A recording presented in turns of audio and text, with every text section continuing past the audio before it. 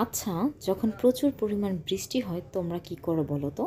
আগে যখন আমার ২টা বাবু ছিল না, তখন বৃষ্টি হলে আমি একটা লম্বা ঘুম দিতাম। কিন্তু এখন আসলে ওইভাবে ঘুমাতে পারি না, কারণ বাচ্চা যেহেতু ছোট, ওদের জন্য আমি টুকটাক টুকটাক কিছু রান্না করি। মাম্মি কি মাছ? কি খাইবা তুমি এটা দিয়া? পোলা মাছ। পোলা মাংস না ঝুরা মাংস খিচুড়ি কোনটা খাইবা? পোলা মাছ খিচুড়ি। ঠিক আছে, আচ্ছা দাও। আচ্ছা আচ্ছা। আমার বাচ্চারা যেহেতু ছোট, মানে খুবই ছোট, ২ বছর একটার আর আরেকটার ৩ বছর, তো ওদের জন্য মানে বৃষ্টি হলে আমি প্রায় টুকটাক মানে অনেক কিছুই তৈরি করি। মানে ওদেরকে শেখাচ্ছি মানে বৃষ্টি হলে যে একটু মুখরোচক খাবার খেতে হয়। ওরা তো ছোট, ওইভাবে কোনো কিছু বোঝে না, সেজন্য আর কি ওদেরকে বানিয়ে বানিয়ে খাইয়ে ট্রাই করছি। তো আজকে ভাবলাম যে ২টা বাচ্চাকে একটু গরুর মাংস রান্না করে দিই, প্লাস একটু মানে আঠালো টাইপের একটু ভেজা ভেজা একটু খিচুড়ি রান্না করে দিই, ওরা খুব পছন্দ করবে।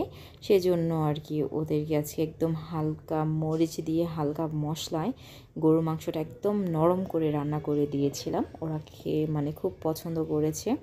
আমার বাচ্চা আসলে, ওরা তো যেহেতু বাচ্চা মানুষ, মানে গরুর মাংস যদি শক্ত হয় তাহলে কিন্তু ওরা খেতে পারবে না, সেজন্য একদম অল্প ঝাল মশলা তেল দিয়ে ওদেরকে আজকে আমি কি গরুর মাংস রান্না করে দিই। যেহেতু আমার বাচ্চারা খাবে সেজন্য গরুর মাংসটা একদম ছোট ছোট মানে টুকরো করে নিয়েছি, প্লাস মানে ভালো করে ধুয়ে তারপর একটা কড়াইতে বসিয়ে দিয়েছি। তারপর তেল, আদা রসুন, তারপরে গোটা পেঁয়াজ ব্যবহার করেছি, এলাচ, দারচিনি, তেজপাতা ব্যবহার করেছি। আর গোটা পেঁয়াজটা ব্যবহার করার কারণ হচ্ছে যেহেতু প্রায় আমি ২ ঘন্টা এটাকে রান্না করব, একদম নরম করে ফেলবো, সেজন্য পেঁয়াজটাও কিন্তু আর কেটে দেওয়ার কিন্তু দরকার নেই, এমনিই কিন্তু একদম সেদ্ধ হয়ে যাবে। তো অল্প একটু পানি দিয়ে প্লাস হলুদ, মরিচ, ধনে গুঁড়া, জিরার গুঁড়া দিয়ে আমি বসিয়ে দিয়েছি। মানে এটা অনেকক্ষণ পর্যন্ত একটু কষিয়ে একদম নরম সফট করে রান্না করব। আর যেহেতু ওরা খাবে সেজন্য কিন্তু আমি ওই মানে একদম মশলাগুলো একদম হালকাভাবে দিয়েছি, যেহেতু বাচ্চাদের খাবার আমি আর কি বেশি মশলা ইউজ করি না, ওরা আর কি বেশি মশলা খেতে পারে না, যেহেতু ছোট বাচ্চা, ২ বছর ৩ বছরের বাচ্চা, সেজন্য একদম কম মশলা দিয়ে ওদের জন্য আজকে রান্না বসিয়েছি। আমার ছোট ২টা বাচ্চার জন্য বাসায় কোনো কিছু রান্না করতে আমার খুব ভালো লাগে। আর ওদের যে খাবারের মানে যে মেনুগুলো থাকে আমি সবসময় একটু ঝালটা কম ব্যবহার করি, কারণ আজান মানে আমার ছোটো ছেলেটা ওইভাবে আর কি ঝাল খেতে পারে না। বড় ছেলেটা একটু ঝাল খেতে পারলেও ছোটো ছেলেটা ঝাল খেতে পারে না, সেজন্য আর কি দুইজনের মানে ২ ভাইয়ের কথা মাথায় রেখে আর কি অল্প একটু ঝাল ব্যবহার করি, যেহেতু আমরা খাবো না। মানে ওদেরকে মানে ওর জন্য রান্না করে একটু বেশি করে রান্না করে রাখি যাতে ওদের ২ দিন যায়।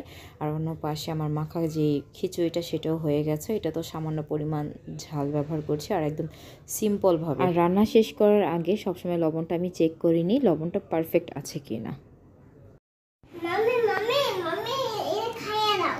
ঠিক আছে। খাইয়ে দাও। খাইয়ে দাও। ঠিক আছে। আজান কেমন লাগছে? বাবা আবিদ কেমন লাগছে? বাবা খাইয়ে দাও।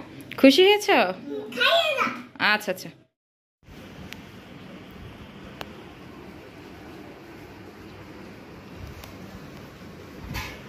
মাম্মি চামচ কো। এই যে চামচ। মাম্মি এই দাও খাই। মামি খাওয়াই দে, মামি খাওয়াই দে। না আমি কি বলেছি? Mummy mummy mummy mummy mummy আচ্ছা আচ্ছা, থাক থাক। মাম্মি খাইয়া। খুশি হয়েছো? আজানকে একটু খাইয়ে দে।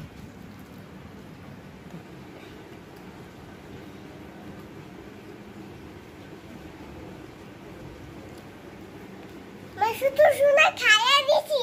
ঠিক আছে। Happy birthday. Hả? Kalishi. Happy birthday. ফলায় না। Mami, kamu sudah. Baik kau. এদিক দিয়ে ওদের ২ ভাইয়ের পেট নাকি ভরে গেছে আর খাবে না, খাবারটা পুরোপুরি শেষ করতে পারিনি। খাবারটা আমি এখন ঢেকে রেখে দেব, কিছুক্ষণ পরে যখন আবার খিদে লাগবে ওদের তখন আবার কি খাইয়ে দেব। আর আমার চ্যানেলটা যদি ভালো লাগে অবশ্যই আমার চ্যানেলটা সাবস্ক্রাইব করতে ভুলবেন না, লাইক করবেন, কমেন্টস করবেন আর আমার ছেলেদের জন্য অনেক বেশি দোয়া করবেন। Thank you.